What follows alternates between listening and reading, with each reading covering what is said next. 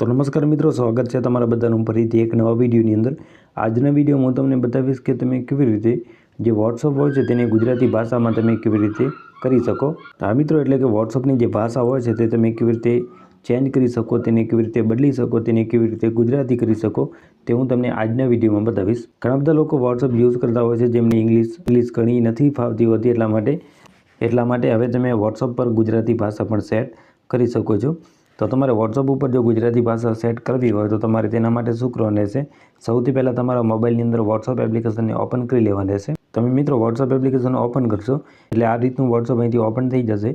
WhatsApp open કર્યા પછી અહીંથી 3 લાઈન ઉપર આપેલી છે તેની ક્લિક કરી દેવાની રહેશે। 3 લાઈન ઉપર ક્લિક કર્યા બાદ તમારે સિમ્પલ અહીંથી સેટિંગ ઉપર ક્લિક કરી દેવાનું રહેશે, એટલે કે આ રીતનું અહીંથી ઓપન થઈ જશે।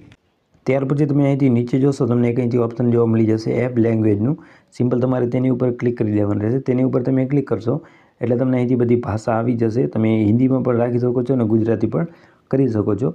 તો સિમ્પલ આપણે અહીંથી ગુજરાતી ઉપર ક્લિક કરીશું એટલે તમે જોઈ શકો છો આપણી બધી જે ભાષા છે તે વોટ્સઅપની ગુજરાતી થઈ ચૂકી છે। તો તમે તમારા વોટ્સઅપની ભાષાને ગુજરાતીમાં કરી શકો છો।